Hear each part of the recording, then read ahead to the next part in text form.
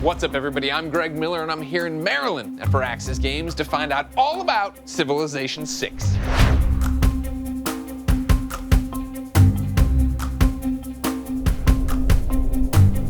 Is Civilization 6 the best one yet? No pressure. Civilization 6 builds on everything we've done before. Is it the best one yet? Yes or no? Yes! That's what I like to hear. What we've done with this is taken just the best of what we had in past versions of Civilization. We brought forward all the great systems that everybody loved to play with before, and then piled a lot more on top of that. It's really exciting to have a chance to kind of put our own stamp on the series. How do you come into Civilization 6 wanting to tweak things, change things, but not change it into something completely different where people are alienated? We have a rule at Firaxis. You can add 33% new stuff, 33% stuff that you tweak, but the last third should stay pretty much exactly the same. You know, if it ain't broke, don't fix it. What's the most interesting aspect for you? I would say it comes down to the core tenet of the game, which is unstacking the cities. In Civ 5 and Civ games, all the buildings and all the sort of economy stuff you have in your city is all kind of crammed into this city center tile. And the idea with districts that Ed had was to take some of that and put it out on the map. And so each city kind of takes on its own personality. So it's very clear what that city does. You can see, I have a library, I have a university, or I have a temple. It changes just about everything. Every time you plop down a settler, you're not just looking at the resources, you're looking at everything around it. Because your city gets specialized based on what you're seeing on the map. Not just aesthetically, but in terms of the gameplay. I'm reading the map in a way that I have never done before. We have chosen our leaders this time in order to come up with the people who are the biggest personalities.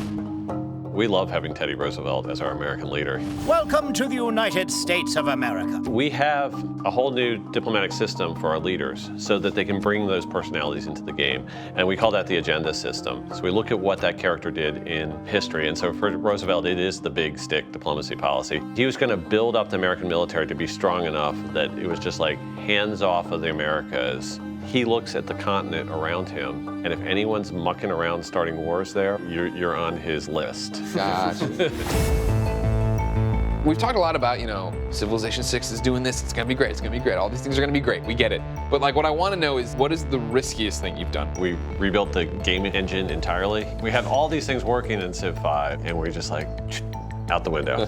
And it actually has worked out well enough that when we get to talking about modability, people are gonna go nuts with how much power we're gonna put in place. Civ 5 came out, critically acclaimed, everybody likes it, but they're like, well, I feel like I'm using military more than I'm ever using diplomacy. And then as the expansions comes out, it feels like you guys are addressing those concerns. Is that how you guys develop based on what people are saying and seeing how people play in game and move it all together that way? We absolutely spend more time than the fans think reading those forums.